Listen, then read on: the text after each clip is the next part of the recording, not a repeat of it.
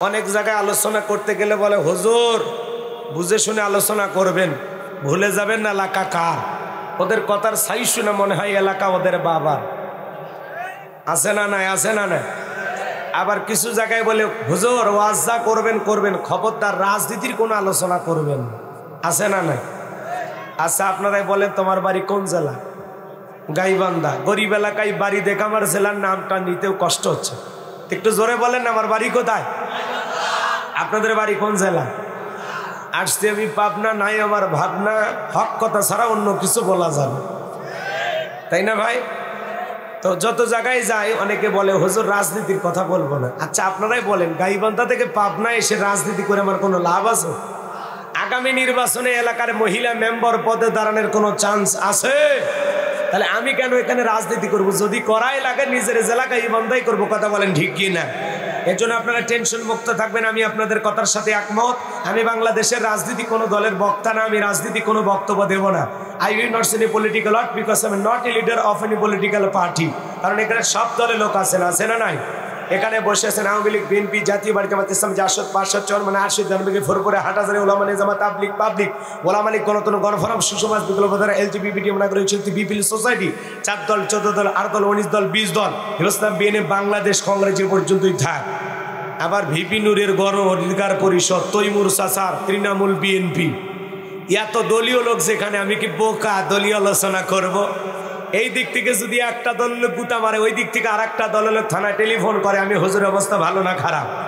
অতএব আজকের মাহফিলে বাংলাদেশের রাজনীতি নিয়ে কোন আলোচনা করা হবে? বলেন বাংলাদেশের রাজনীতি নিয়ে কোন আলোচনা করা হবে না। তবে হ্যাঁ, আমি যদি কোনো রাজনৈতিক বক্তব্য দেই, এই পৃথিবীর শ্রেষ্ঠ রাজনীতিবিদ, শ্রেষ্ঠ রাষ্ট্রনায়ক, শ্রেষ্ঠ রাষ্ট্রপতি, শ্রেষ্ঠ সেনাপতি, শ্রেষ্ঠ বৈজ্ঞানিক, শ্রেষ্ঠ দার্শনিক, শ্রেষ্ঠ বাবা, শ্রেষ্ঠ নানা, শ্রেষ্ঠ আদর্শ, শ্রেষ্ঠ মহামানব রহমাতুল আলামিনের মদিনার আদর্শের রাজনীতির কথা বলবো। আমি যদি কোনো রাজনৈতিক বক্তব্য দেই, খলিফাতুল মুসলিমিন আমিরুল মুমিনিন হযরত ওমর ফারুকের আদর্শের রাজনীতির কথা বলবো। যে ওমর ফারুক আল্লাহর জমিনে আল্লাহর আইনকে প্রতিষ্ঠিত করতে গিয়ে নিজের কলিজার টুকরা ছেলেকে পর্যন্ত ছাড় দেয় না। কথা বলেন ঠিক কিনা? সেই মদিনাওয়ালার আদর্শের রাজনীতির কথা শোনার পর আপনার যেন আবার চুলকে নিয়ে আরম্ভ না হয়। কারণ কোরআন হাদিসের হক কথা সবার পেটে হজম হয়। আপনারাই বলেন তো, সুদ করে সামনে যদি সুদের বিষয় নিয়ে আলোচনা করা হয়, ও কি পাবনা শহর থেকে মিষ্টি নিয়ে এসে বলবে হুজুর হ্যাঁ করেন একটু মিষ্টি খান, নাকি বলবে এই হুজুর এসে সুদের ওয়াজ করে আমার সুদের ব্যবসায় লাল বাতি জ্বালাইছে? কথা বলেন ঠিক কিনা? যারা ঘুষ খায়, দুর্নীতি করে, হারাম খায়, বুড়ি বানাইছে 26 মাসের গর্ভবতী, ওদের সামনে ঘুষের আলোচনা করলে খুশি না বেজার? যারা বেনামাজি নামাজ পড়ে আসার খাইয়া পইরা আল্লাহ সিজদা দেয় না, ওদের সামনে নামাজের ওয়াজ করলে খুশি না বেজার? যে সমস্ত মা বোনেরা বোরকা পরে না, পর্দা করে না, বুকে ওড়না পর্যন্ত নেয় না, জিন্সের প্যান্ট গেঞ্জি পরে রাস্তাতে হাইটা যায়, পিছন দিক দিয়ে তাকালে মনে দুটো সুপারি গাছ দাঁড়িয়ে আছে, এরকম বেহায়া বেপর্দা নারীর সামনে পর্দার আলোচনা করলে খুশি না বেজার? এক কথায় ওয়াজ যদি কারো বিপক্ষে চলে যায়, কিয়ামত পর্যন্ত সে বক্তার উপরে খুশি হবে না। কথা বলেন ঠিক কিনা? এই জন্য পরিষ্কার ভাবে একটি কথা বলে দিতে চাই, আজকের আলোচনা সভাপতি স্যারের মতো হবে না, প্রধান অতিথির মতো হবে না, মাহফিল কমিটির মতো হবে না, বক্তার মতো হবে না, শ্রোতাদের মতো হবে না। আল্লাহর কোরআন যা বলবে গোলাম রব্বানি তাই বলবে। এতে কে খুশি কে বেজার ওইটা দেখার টাইম নাই। কথা বলেন ঠিক কিনা? যুগে যুগে নবী রাসূলের দাওয়াতি কাজ করেছেন, তাদের দাওয়াতি কাজেও কাফের বেঈমানরা বাধার পাঁচিল তৈরি করে দিয়েছিলেন। এরপরে আল্লাহর পয়গম্বররা শত বাধার পাঁচিলকে ভেঙে আল্লাহর জমিনে আল্লাহর পথে মানুষকে দাওয়াত দিয়েছেন। কথা বলেন ঠিক কিনা?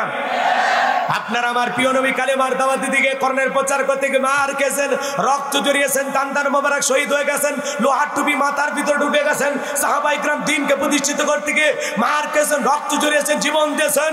ও বাংলার মুসলমান, আল্লাহর জমিনে আল্লাহর দ্বীনকে প্রতিষ্ঠিত করতে গিয়ে যদি নবীদের মতো সাহাবায়ে কেরামদের মতো বুকের তাজা রক্ত দিতে হয় কোরআনের জন্য, দ্বীনের জন্য, এই জমিনে ইসলামকে প্রতিষ্ঠিত করার জন্য, কারা কারা বুকের তাজা রক্ত দিতে রাজি? তুই হাত তুলে আল্লাহকে দেখা।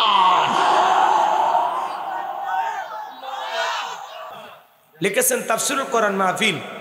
আমি যদি এই আয়াতগুলোর শানি নজুল বলতে চাই, তাহলে ওইদিকে আবার 1-1.5 ঘন্টা ওয়াজ করে। কথা বোঝেন নাই? এই জন্য যেহেতু সংক্ষিপ্ত সময়, এজন্য শুধুমাত্র আয়াত 3টার অর্থ বলে এর প্রেক্ষাপটে 2-1টা ঘটনা এর ভিতরে সেটিং দিয়ে আপনাদেরকে একটু বুঝাইয়া দিয়ে 1 ঘন্টার মধ্যে দোয়া করে দেবো ইনশাআল্লাহ। এজন্য এদিক সেদিক গেলাম। অনেক ওলামা ইকরাম বসে থাকতে পারেন যে হুজুর হয়তোবা শানে নজুল বা নাজিলের প্রেক্ষাপট না বলে আলোচনায় চলে গেল, সময় স্বল্পতার কারণে আমি বলতে পারলাম না, এই জন্য আন্তরিকভাবে দুঃখিত। আমি শুধু আয়াতের সরল অনুবাদগুলো বলেই আমরা আলোচনা শেষের দিকে চলে যাব ইনশাআল্লাহ। লম্বা করার বা আয়াতের গভীরে ঢোকার সুযোগ নাই, সুযোগ আজকে খুবই কম। কথাকে বুঝতে পারছেন? বিরক্ত হয়ে যাবে। লিখেছেন তাফসীরুল কোরআন মাহফিল, 3টা আয়াতের আলোচনা শুনে যান, ভালো লাগবে ইনশাআল্লাহ। একটু আওয়াজ দিয়ে সহযোগিতা করবেন, আমি করব ওয়াজ, আপনারা দেবেন আওয়াজ, জবাব দিবেন ঠিক ঠিক, আলোচনা হবে কমপ্লিট। শ্রদ্ধাতির স্পিরিটে বারে বক্তার হিট, আলোচনা হবে জায়গা মতো ফিট। কথা বলে ঠিক কিনা? এ ময়না, এই যে বাবুরা, কথা বলা যাবে না। তোমরাই যদি বলো আমার তাহলে থেকে লাভ কি? বুঝো নাই বাবা, মন খারাপ করে না, আমার দিকে একটু তাকাও। চেহারা কি খুবই খারাপ? একটু তাকাও। আলেমদের চেহারার দিকে তাকাইয়া কথা শুনতে হয়, তাহলে কথাগুলো ভিতরে যাবে। আর এদিক ওদিক কান চুলকান, মোবাইল এদিক ওদিক, তুমি কিচ্ছু ঢুকবে না মাথার ভিতরে। পরের দিনে যদি জিজ্ঞাসা করা ওয়াজ কেমন হয়েছে, কয় সেই ওয়াজ। কেমন ওয়াজ? কয় ফাটাফাটি ওয়াজ। কয় কি ওয়াজ তা তো মন নেই।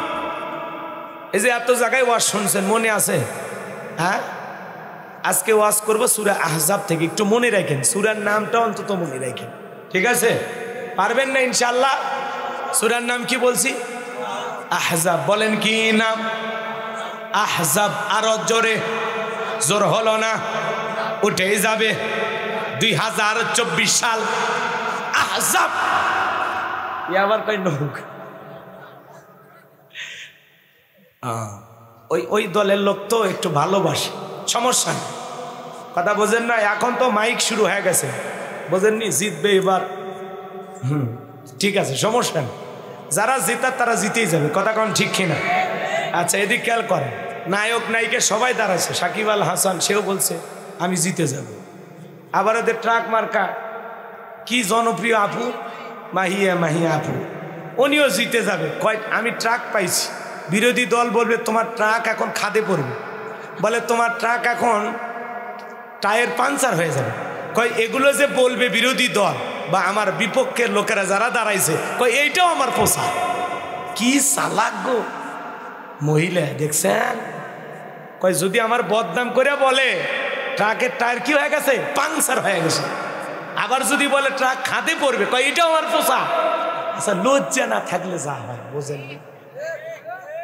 গালি দেবেন তাও বলে আলহামদুলিল্লাহ। এর আবিয়া বসরি গো, কথা কন ঠিক কিনা? যাক, এদিক সেদিক পরে যাইতেছি। আমি আগে লাইন মতো আলোচনা শুরু করি, পরে দেখতেছি কোন জায়গায় কি বলা যায়। ও সেটিং দেওয়াই আছে, খালি শুরু করতে দেন। নাইট টাইট দেবো আর পেঁচে বেঁচে বুঝবেন যে হুজুর বুঝাই কি। লিল্লাহি তাকবীর। একটু মনোযোগ দেয়া শোনেন বাজান গো আমার। আমার আল্লাহ রাব্বুল আলামিন বলেন, ইয়াউমা তুকাল্লাবু ওয়ুজুহুহুম ফিন্নার।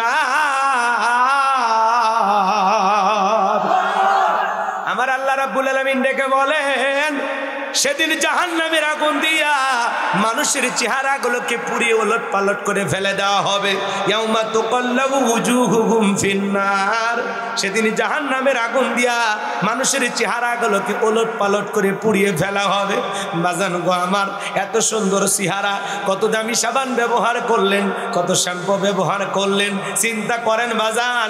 যারা জাহান্নামে যাবে, আমার আল্লাহ ডেকে বলেন, ইয়াউমা তুকাল্লাবু ওয়ুজুহুহুম ফিন্নার। সেদিন জাহান্নামের আগুন দিয়া মানুষের চেহারাগুলোকে ওলট পালট করে পুড়িয়ে ফেলা হবে। ওই জাহান্নামের আগুন বড় কঠিন, জাহান্নামের যন্ত্রণা সহ্য করার শক্তি আপনার আমার কারো নাই। আমার আল্লাহ বলেন, ইন্নাহা সাআত মুস্তাকাররাও ওয়া মুকামা। আমার আল্লাহ ডেকে বলেন, নিশ্চয় আবাসস্থল হিসাবে, বসতির জায়গা হিসাবে ওই জাহান্নাম কত না নিকৃষ্টতম একটা স্থান। জাহান্নাম সুখের জায়গা না, জাহান্নাম হলো যন্ত্রণার কারখানা। একজন মানুষ যদি জাহান্নামের আগুনে জ্বলে বাজান গো আমার, ওই জাহান্নামে বান্দার মনে হয় কলিজাটা পুড়ে ছাই হয়ে যাবে। জোরে বলেন নাউজুবিল্লাহ। দুনিয়ার আগুনের চাইতে জাহান্নামের আগুনের পাওয়ার হলো 70 গুণ বেশি বাজার। হযরতে আবু হুরায়রা রাদিয়াল্লাহু তাআলা আনহু বলেন, ওই জাহান্নামের আগুনকে আমার আল্লাহ পাক 1000 বছর জ্বালাইয়া জাহান্নামের আগুনের কালার হয়েছিল সাদা, আবার 1000 বছর জ্বালাইয়া জাহান্নামের আগুনের কালার হয়েছিল লাল বর্ণ, আবার 1000 বছর জ্বালাইয়া জাহান্নামের আগুনের কালার হয়েছিল কৃষ্ণ বর্ণ। ওই জাহান্নামের আগুনে জ্বলতে জ্বলতে পুড়তে পুড়তে চেহারা হয়ে যাবে কয়লার মতো কালো। বাজান গো, জাহান্নামের আযাব যন্ত্রণা সহ্য করার ক্ষমতা আপনার আমার কারো নাই। আমি জাহান্নাম নিয়ে আজকে আলোচনা করব না। আয়াতের শুরুতে আমার আল্লাহ পাক বলেছেন, এই জন্য সামান্য একটু ধারণা দিয়ে বলে গেলাম। বাজান আমার আল্লাহ বলেন, ইয়াউমা তুকাল্লাবু উজুহুকুম ফিন্নার, ইয়াউমা তুকাল্লাবু উজুহুকুম ফিন্নার। সেদিন জাহান্নামের আগুন দিয়া মানুষের চেহারাগুলোকে উলটপালট পুড়িয়ে ফেলা হবে। ওই জাহান্নামের আগুনে বাজান গো আমার কেন পোড়া হবে, কাদেরকে পোড়া হবে, পোড়ানোর পিছনে কারণ কি, এদের অপরাধ কি জানার দরকার আছে না নাই? আল্লাহ বলেন, ইয়াউমা তুকাল্লাবু উজুহুকুম ফিন্নার, সেদিন জাহান্নামের আগুন দিয়া তাদের চেহারাগুলোকে, মুখমণ্ডলগুলোকে উলট পালট করে পুড়িয়ে ফেলা হবে।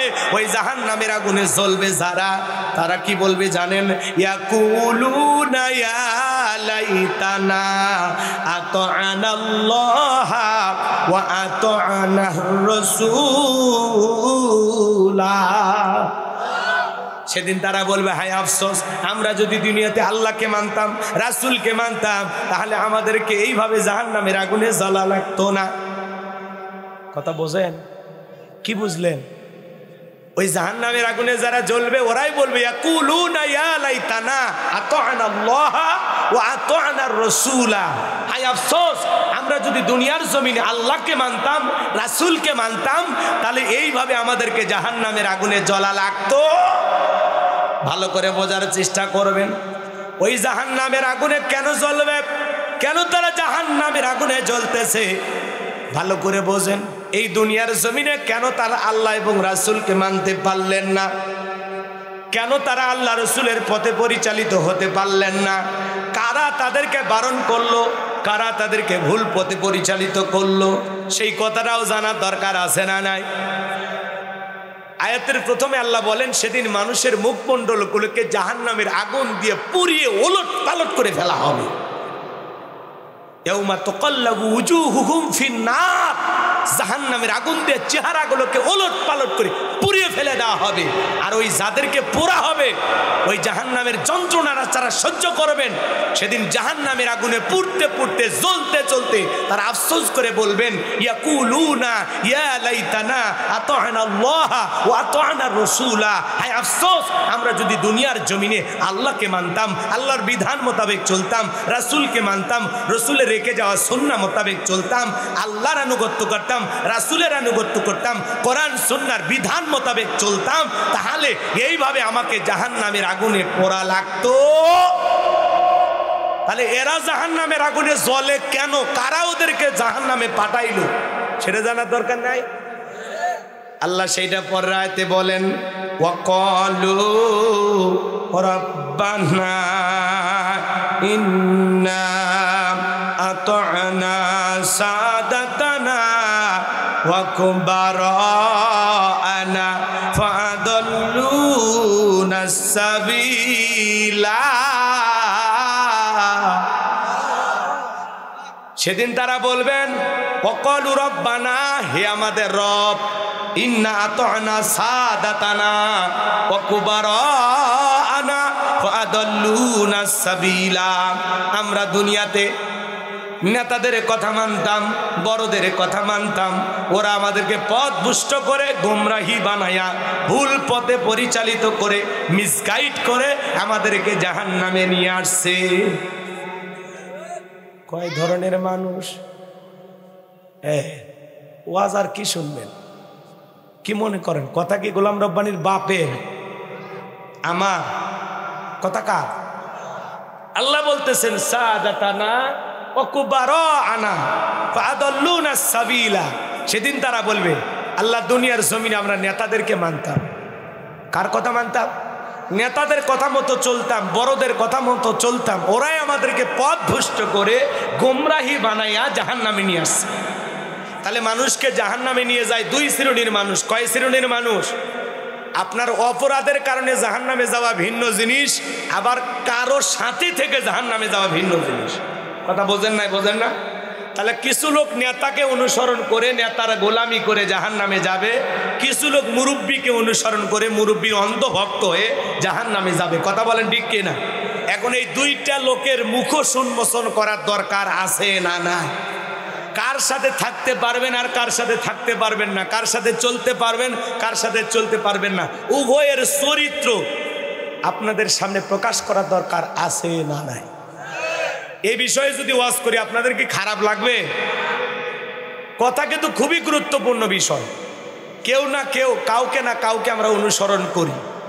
আজকের আলোচনার দ্বারা প্রমাণ হবে আমরা যাকে ধরে আসি আসলেই সেই লোকটা ভালো না খারাপ।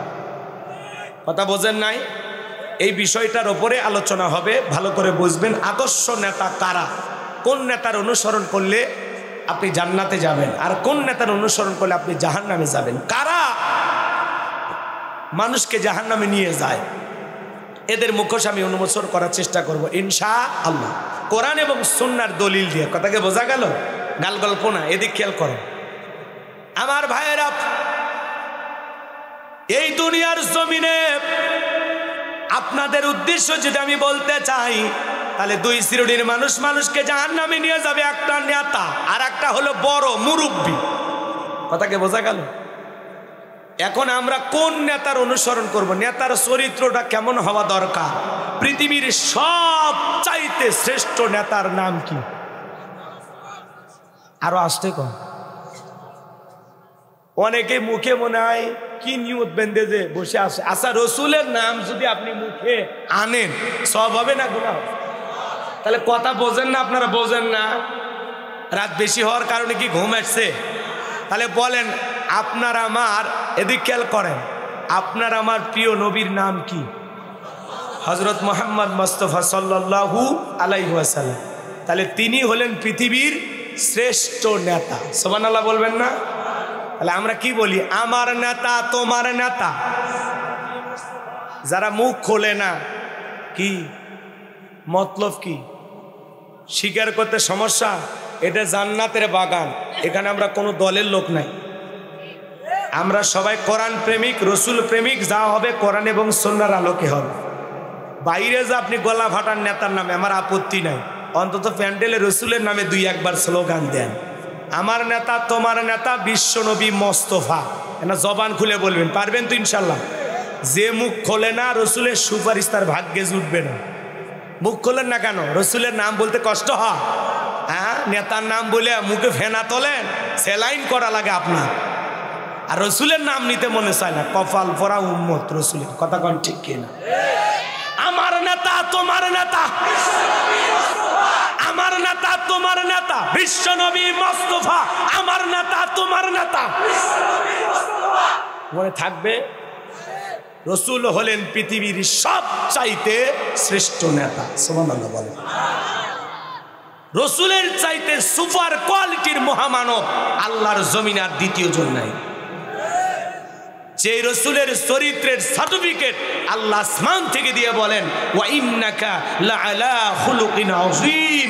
নবী হলেন পুত পবিত্র মহান চরিত্রের অধিকারী। সুবহানাল্লাহ। কেমন নেতা রসুল আমাদের? কেমন নেতা? যেই নেতা 63 বছরের জিন্দেগিতে একটি মিথ্যা কথা বলেননি, এমন বিশ্ব রেকর্ড পৃথিবীর কোন নেতার আছে? এ জোরে বলেন আছে?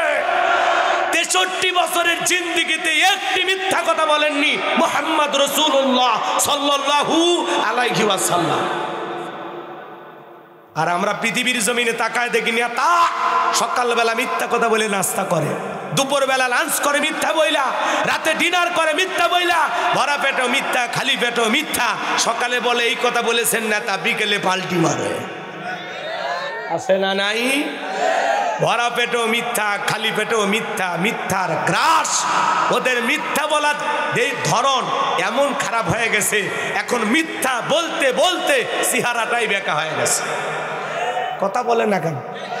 এর ফলেও মিথ্যা বলা ছাড়ে না। ওদের মিথ্যা কথা বলার ধরন আর সাইজ দেখে শয়তান পর্যন্ত হাসে আর বলে আমি এত খারাপ না। কথা কয় না কেন? এত মিথ্যা কথা মানুষ হয়ে কেমনে যে বলে, কেমনে যে বলে বুঝে আসে না। এত মিথ্যা কথা বলে।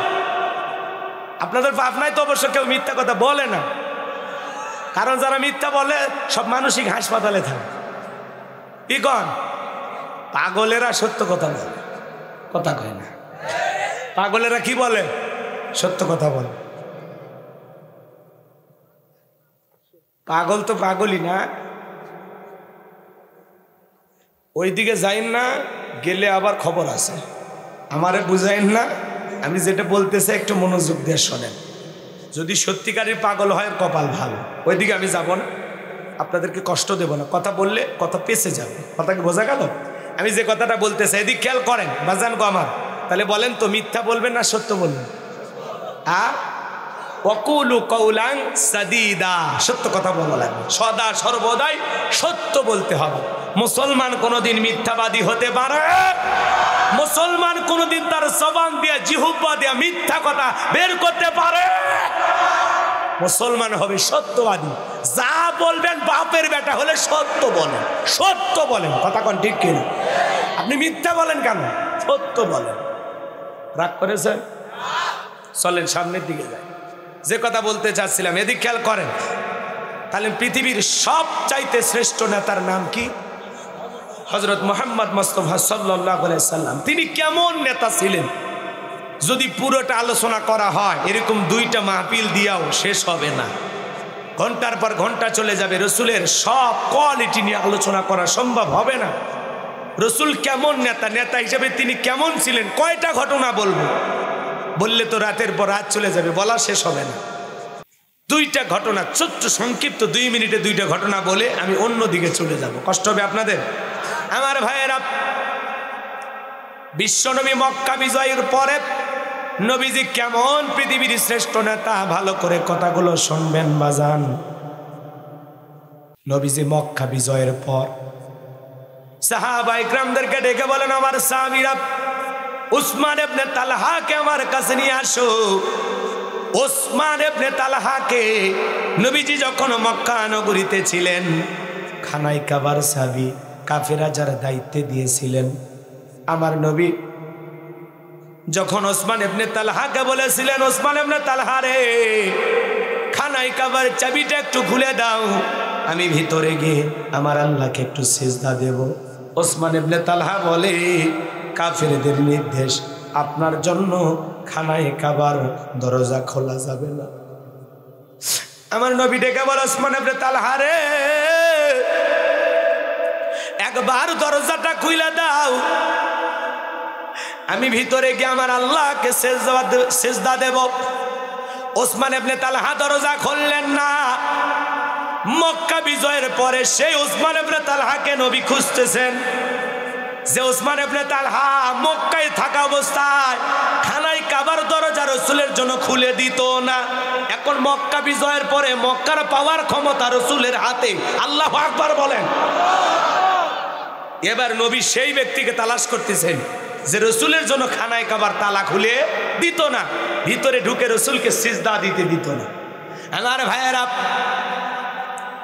ওসমান ইবনে তালহাকে নিয়ে আসা হলো। ওসমান ইবনে তালহা মনে মনে ভয় পাইতেছে না, হারে মক্কার পাওয়ার ক্ষমতা এখন রাসূলের হাতে।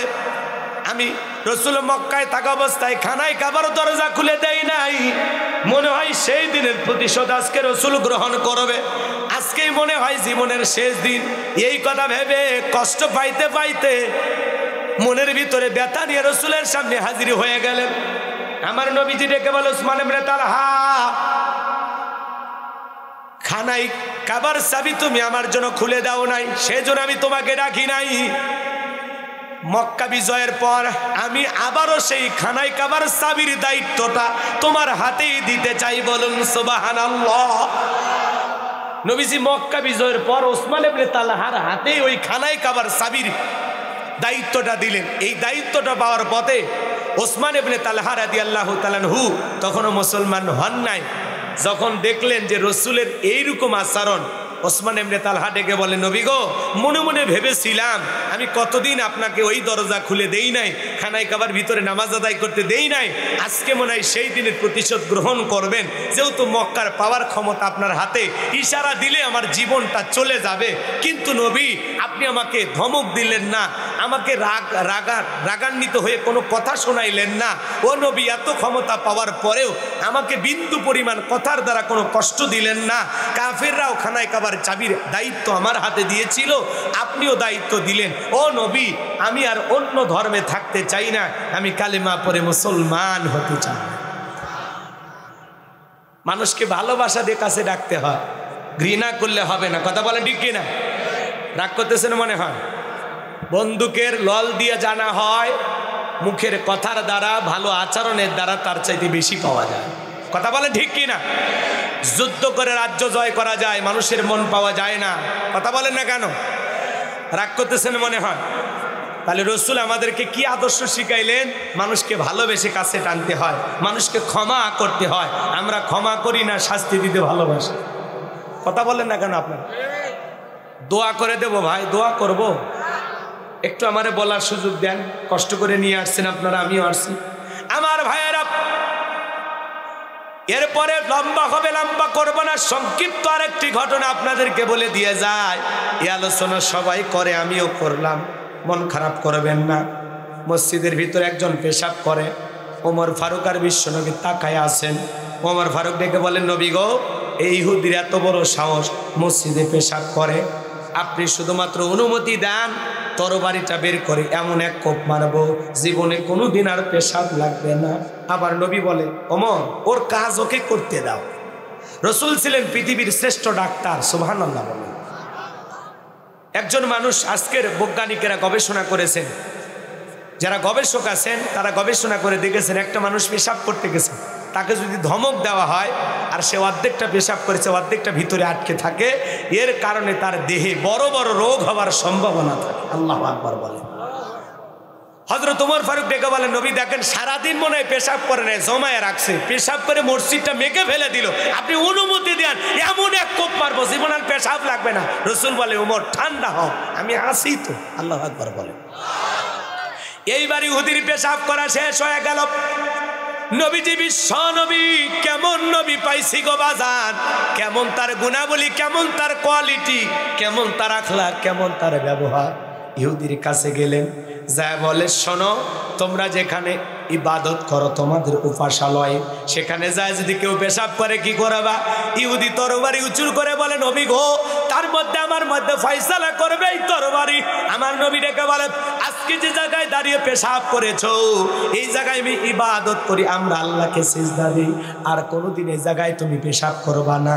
এই কথা বলে রাসূল উত্তম আচরণ করলেন, ভালো ব্যবহার করে তাকে যখন বিদায় দিতে লাগলেন, ইহুদি চোখের পানি ছেড়ে ডেকে বলেন, নবী গো, ও নবী, আমি তাকায় দেখলাম উমর বারবার খাপ থেকে তরবারি বের করে আমাকে হত্যার অনুমতি চাই, আপনি তাকে বারবার থামায়া দিলেন, মসজিদের ভিতরে পেশাব করলাম, রাগান্বিত হলেন না, খারাপ আচরণ করলেন না, ধমক দিলেন না, উল্টো আমার সাথে ভালো ব্যবহার করলেন।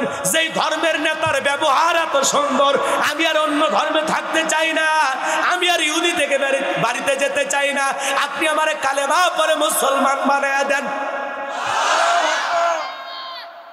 আপনাদের মসজিদে কেউ পেশাব করলে কি করবেন? মার হবে। কিন্তু রসুল মেরেছিলেন। তার মানে এটাই কি? এটাই শিক্ষা, এটাই আদর্শ। কথাকে বোঝা গেল? চিন্তা করেন, মেহমানকে বাড়িতে জায়গা দিয়েছেন দিনের নবী, মেহমান কি করেছিল? কথা কয় না কে? পায়খানা করে চলে গেছে। মেহমান এই অবস্থায় চলে গেছেন। রসুল বলতেছেন, আহারে না জানি মেহমান কত কষ্ট পাইছে, ও কামটা করছে সেইটা না বলে কি কয়, মেহমান না জানি কষ্ট পাইছে। নবী কারে বলে? সুবহানাল্লাহ বলে। আর আমরা হলে সকালবেলা তো গাল দিতাম, কথা কয় না কেন? একটা কোরআনের আয়াতের শিক্ষা নিয়ে যায়। এই যে দেখেন আল্লাহ বলতেছেন সূরা হামিম আর সিজদার 34 নাম্বার আয়াত। কত নাম্বার? আল্লাহ বলেন, ওয়ালা তাস্তাবিল হাসানাতু ওয়ালাস সাইয়্যিআহ ইদফা বিল্লাতি হিয়া আহসানু ফাইদাল্লাযী বাইনাকা ওয়া বাইনাহু আদাওয়াতুন কাআন্নাহু ওয়ালিয়্যুন হামীম। আমার আল্লাহ বলেন, ভালো আর মন্দ সমান হতে পারে না। তুমি যদি মন্দের জবাব ভালো দিয়া দাও, আমি আল্লাহ বলে দিলাম তোমার চরম শত্রুটাকেও তোমার পরম বন্ধু বানায় দেব। বলুন সুবহানাল্লাহ। একজন রসুলের জন্য খানায় কাবার দরজা খোলে নাই, রসুল তাকে কি করলেন? চাবির দায়িত্ব দিলেন এবং সে ভুল বুঝতে পেরে কালেমা গ্রহণ করলেন। একজন মসজিদে পেশাব করলেন, রসুল ধমক দিলেন না, গালি দিলেন না, বিনয়ের সহিত বললেন, অমায়িক ব্যবহার উপহার দিলেন, যার ফলে দুইজন মানুষ বুঝতে পেরেছেন ইসলাম আলাদের চরিত্র আখলাক বুঝি এরকমই হয়। এই জন্য রসুলের ব্যবহারে মুগ্ধ হয়ে, রসুলের আচরণে খুশি হয়ে তারা কালেমা পড়তে বাধ্য হয়েছে। এই জন্য ভালোবেসে ইসলামের পথে মানুষকে ডাকতে হবে। কথাকে বোঝা যায়? আল্লাহ বলেন ভালো আর মন্দ সমান হতে পারে না। তুমি যদি মন্দের জবাব মন্দ দিয়ে দাও, কে গালি দিলে তোরে দেখে নেবো, আপনি তোরেও দেখে নেবো, তোরে থাপ্পড় মার, তো ঘুষি মারবো, কি ঝামেলা কমবে না পারে? কথা কয় না, ঝামেলা কমলে না পারে? বোঝেন না? বোঝেন না কথা? কেউ যদি আপনার গালিও দেয়, আপনি মুসলমান হিসেবে আপনার দায়িত্ব কি? এই তো গুরুত্বপূর্ণ। দেখেন ওয়াজ শুনছে, কলু সালামা, আপনি সালাম দিয়ে ওই জায়গা থেকে ভাগে যাবেন। বলবেন যে দোস্ত তোমার মন খারাপ, অথবা ভাইয়া আপনি রাগান্বিত আছেন, আসসালামু আলাইকুম, পরে কথা হবে আপনার সাথে। তাহলে কেউ দেবে গালি, মুসলমান দেবে কথা কয় না। আমাদের ব্যবহার কি এত সুন্দর? আমরা নিজের মা বাবা ভাই বোনকে ছাড় দিতে রাজি না। এরকম মুসলমান আছে না? না জোরে বলেন, আছে না নাই? কষ্ট হচ্ছে আপনাদের? একটা প্রশ্ন, আচ্ছা পরে দেখতেছি। কষ্ট হচ্ছে আপনাদের? আমার ভাইয়েরা, তাহলে ভালো আর মন্দ সমান নয়। মন্দের জবাব যদি আপনি ভালো দিয়ে দেন, আল্লাহ গ্যারান্টি দিচ্ছেন আপনার ওই শত্রু আপনার বন্ধু হতে বাধ্য করবেন। কি কথা কি বোঝা গেল? আমি আপনাদের উদ্দেশ্যে বলে যাই, একটু মনোযোগ দিয়ে শুনুন, খালি একটু মনোযোগ দেবেন। আপনার যদি মায়ের পেটের আপন ভাইও হয়, খবরদার দুনিয়াবি স্বার্থের কারণে ভাইয়ের সাথে সম্পর্ক ছিন্ন করবেন না। রক্তের সম্পর্ক ছিন্ন করা হারাম। আপনার ব্যবহারের দ্বারা আপনার একটা প্রতিবেশীও যেন কষ্ট না পায়, কারণ আপনি মারা গেলে এই প্রতিবেশীর আপনার জানাজায় আসবে। আমি হুজুর, এই মসজিদের হুজুর দ্বারাই বলবে, ভাই গ্রামে অনেক চলাফেরা করেছেন দীর্ঘদিন, আপনাদের মতো ওঠা বসা করেছেন, আপনারা আল্লাহর রাস্তায় তাকে মাফ করে দেন। মানুষ মাত্রই ভুল হয়, কথা কয় না? তখন অনেক মানুষ মনে মনে বলে, এ যে খাটাস ছিল, যে খারাপ ছিল, এরে মাফ করা যায়? হুজুর বলে, ভাই মাফ করেছেন, হাত তোলেন, হাত তোলেন। মনে এই দিকে হাত তুলছে আর মনে মনে গাল দেয়, শয়তানের বিদায় হয়েছে, এলাকার মানুষ শান্তি পেয়েছে। এই যে জ্বালান জ্বালাইছে, হাইরে ইসলাম আলাদেরকে ঘরে থাকতে দেয় না, ঘুমাইতে দেয় না, এই বদমাইশ মারা গেছে, এলাকার মানুষ শান্তি পেয়েছে। কথা কয় না? এই জন্য দেখেন না, বাংলাদেশে এখন সিস্টেম হয়ে গেছে, কিছু লোক মারা গেলে পরে ইন্না লিল্লাহ, আর কিছু লোক মারা গেলে পরে আলহামদুলিল্লাহ। যারা মারা গেলে আলহামদুলিল্লাহ পরে, মুসলমান বলে যাক একটা শয়তানের পতন হয়েছে, আলহামদুলিল্লাহ। কেউ আবার লেখে একটা শয়তানের উইকেট পড়ে গেছে। কথা কয় না কেন? এরকম আছে না নাই? এই জন্য আপনি মারা গেলে যেন আপনার গ্রামের মানুষ জানাজা পড়তে পড়তে কাঁদে আর বলে না, ওনার চাইতে অমায়িক ব্যবহারের মানুষ এই তল্লাটে এই গ্রামে একটাও ছিল। আপনার ভালোবাসার কথা স্মরণ করে মানুষ যেন জানাজায় এসে কাঁদে, আপনার জন্য কাঁদে।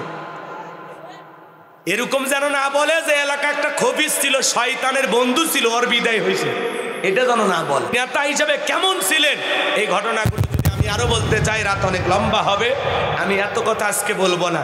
কিন্তু শোনেন, রসুলের সাথে থেকে পরবর্তীতে যারা নেতৃত্ব দিয়েছেন তারা কেমন মানুষ ছিলেন জানার দরকার আছে না? না, রসুল ছিলেন একটা সোনা পরশ পাথর, তার সাথে থেকে যারা মানুষ হয়েছেন তারা কেমন মহামানব ছিলেন।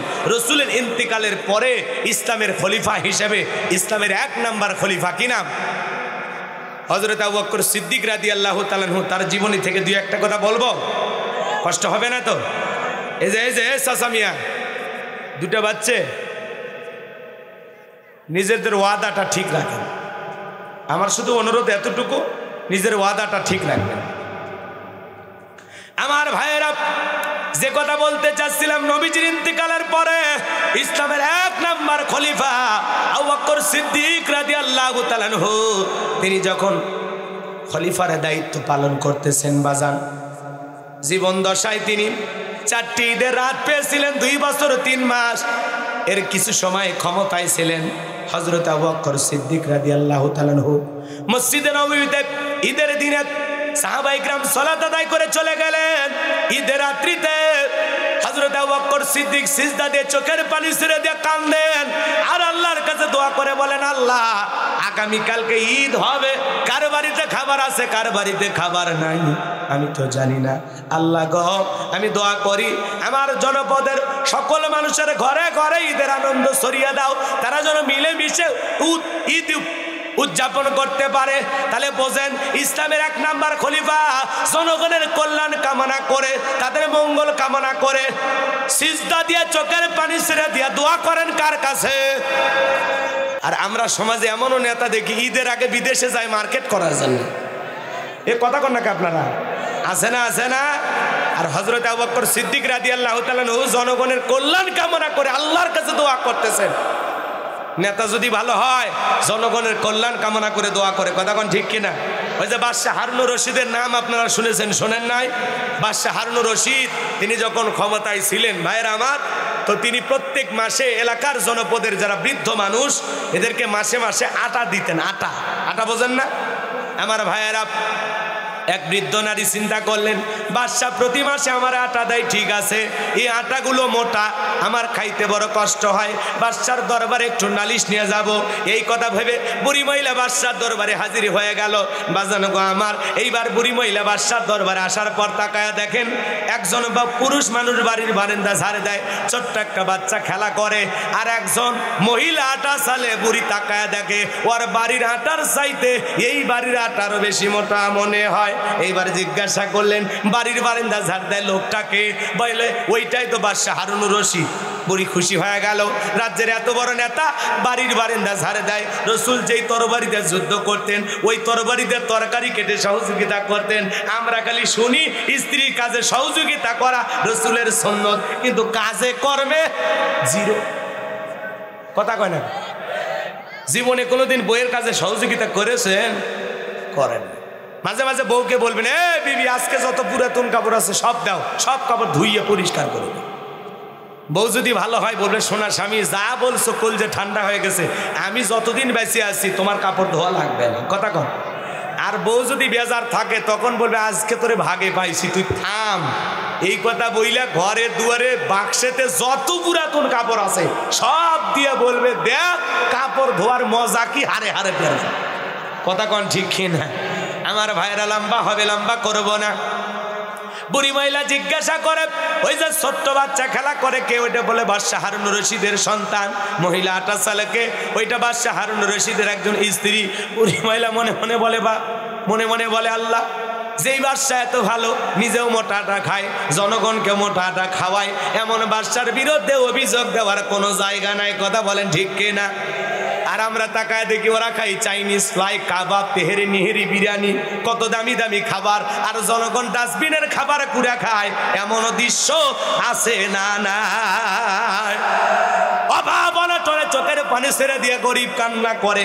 আমি শুধু বাংলাদেশের কথা বলতেছি এমনটা নয়, পৃথিবীর অনেক দেশে জনগণ চোখের পানি ছেড়ে দেয়া কান্না করে, জনগণ খাইতে পারে না, ডাস্টবিনের খাবার কুড়া খায়, এদিকে নেতাদের কোনো নজর নাই। কথা বলেন ঠিক কিনা?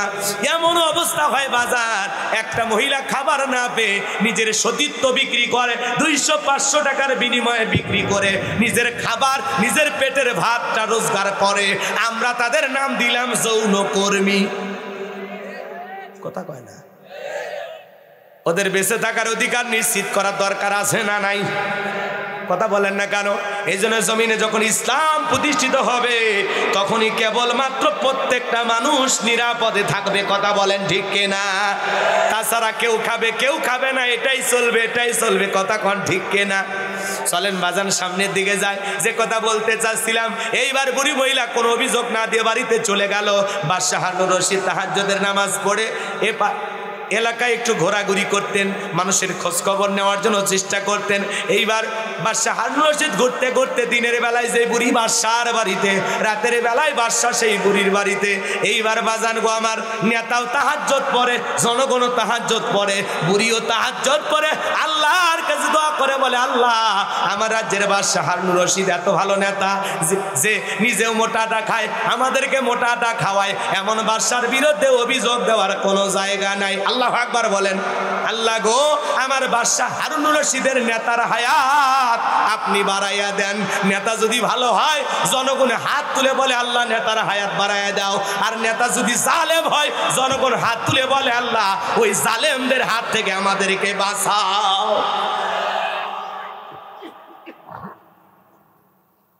কথাকে বোঝা যায়? কষ্ট পাচ্ছেন মনে হয়? বাজান গো আমার, এই জন্য তাকায় দেখেন আজকে পৃথিবীতে অনেক জালেম নেতা আছে। নেতানিয়াহু, মাথায় কোনো চুল নাই, সাদেমান নাই, বাম্পার লট, পুরোটা মাথা শয়তানের বুদ্ধি দিয়া ভরা। হাজার হাজার মুসলমানের রক্ত নিয়ে খেলা করে। এরা হলো পৃথিবীর সব চাইতে বড় জঙ্গি। কথা কয় না কেন?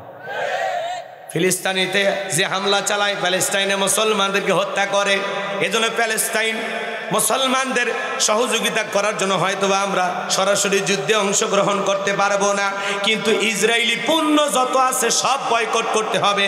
কাছে আসার গল্প শুনে ক্লোজআপ দিয়ে দাঁত ঘষা যাবে না। কথা কন না কেন? এরপরে বাটা স্যান্ডেল পরবেন না, ম্যাগি নুডলস খাবেন না, হরলিক্স খাবেন না। কথা কয় না কেন?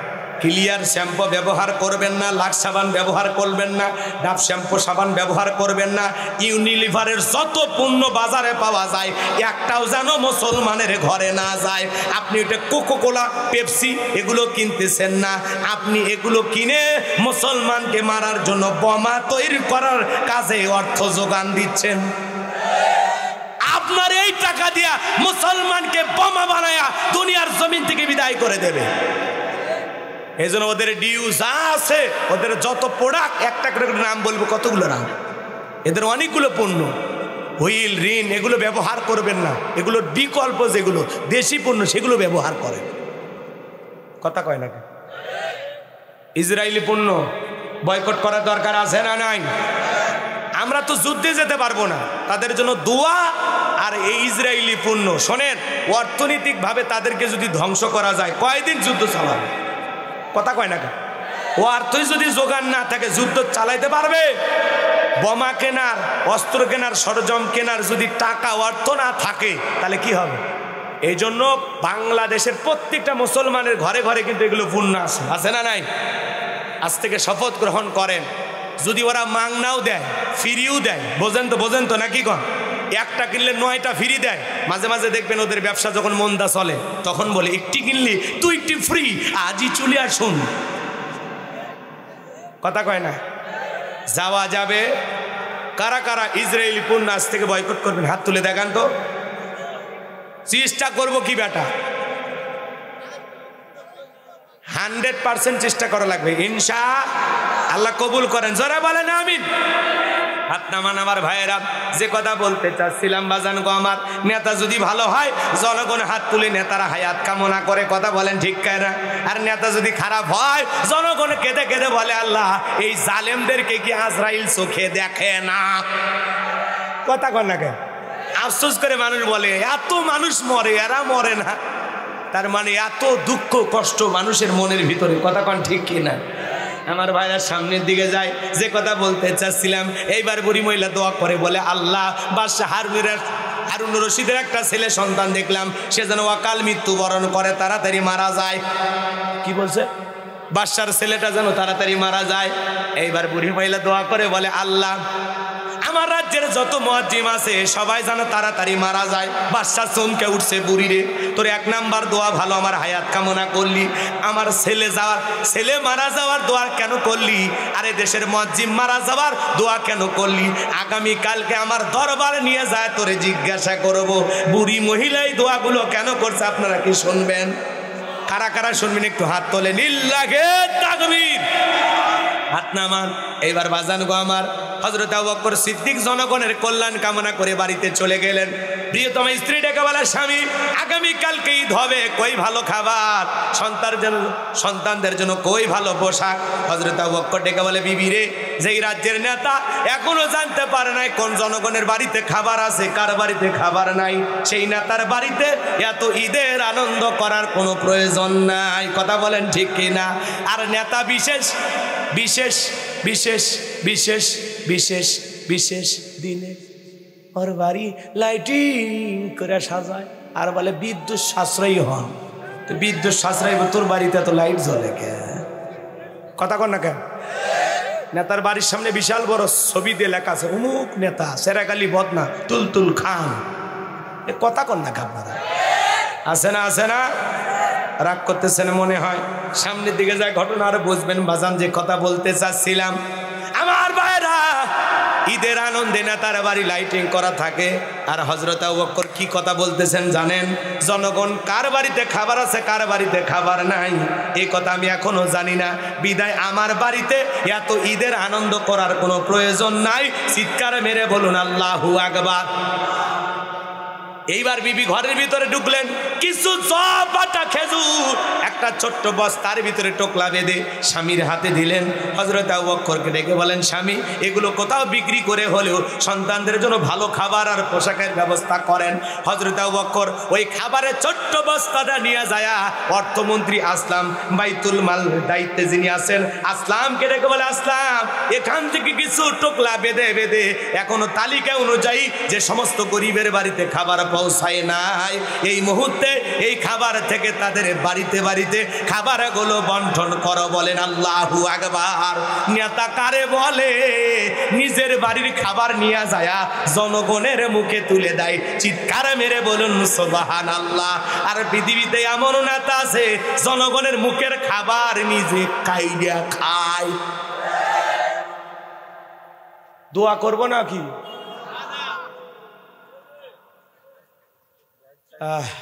রাত 4টায় ফজরের নামাজ পড়ে যাবেন, ঠিক আছে? আমার ভাইরা শোনেন যে কথা বলতে চাচ্ছিলাম। হযরত আবু বকর সিদ্দিক রাদিয়াল্লাহু তাআলা কেমন নেতা ছিলেন, ইসলামী নেতাদের আদর্শ কেমন, নেতাদের কোয়ালিটি কেমন হওয়া দরকার। এমনি এমনি নেতা হলে হবে না, কথা কোন ঠিক কিনা? আর যাইতাই নেতা হবার চাই, নেতা হওয়া কি অতই সোজা? নেতা হতে গেলে যোগ্যতা লাগে, কথা কোন ঠিক কিনা? তুমি নায়িকা আছো, নায়িকার জায়গায় নায়িকা থাকো, নায়ক আছো, নায়কের জায়গায় নায়ক থাকো, কথা কন না গে? রাগ করেছেন মনে হয়। নায়ক ফেরদাউস নির্বাচনে দাঁড়াইছে, আমি এই বিষয় নিয়ে একটু কথা বলছিলাম। এক ফেরদাউস ভক্ত আমারে ফোন দিয়ে বলে, হুজুর আপনার এত বড় সাহস, আপনি কেন বলেছেন নায়কের মাথায় টুপি, গায়ে পাঞ্জাবি? তারা কি চলচ্চিত্র করলে তারা কি মানুষ না? তারা কি টুপি পরতে পারে না, পাঞ্জাবি পরতে পারে না?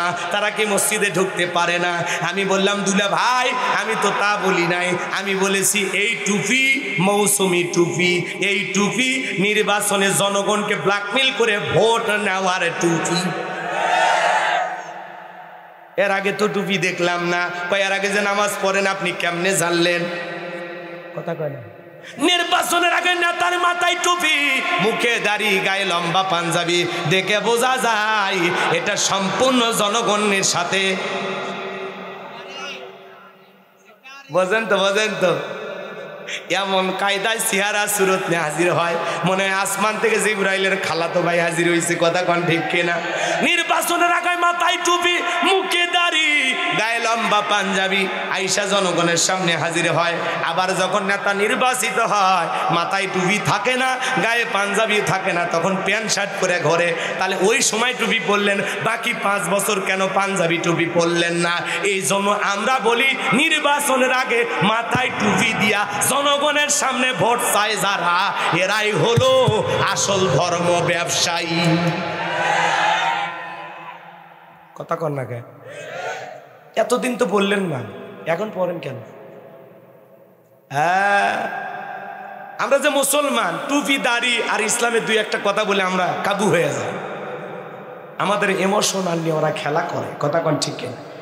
আমাদেরকে একটু মানে ধর্মের দিক দিয়ে একটু বোঝেননি, কাবু করার চেষ্টা করে যে আমিও টুপি পরি, আমিও দাড়ি রাখি, আমি মুসলমান না।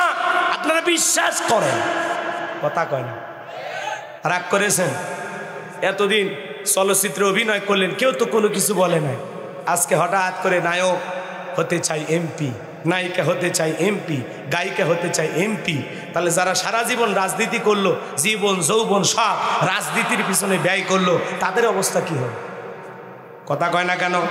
রাগ করেছেন মনে হয়? বাজান গো, আমরা টুপি পরলে, কোনো নায়ক যদি টুপি পরে, নামাজ পড়ে, পাঞ্জাবি পরে, আমরা তাদের জন্য হেদায়েতের দোয়া করি।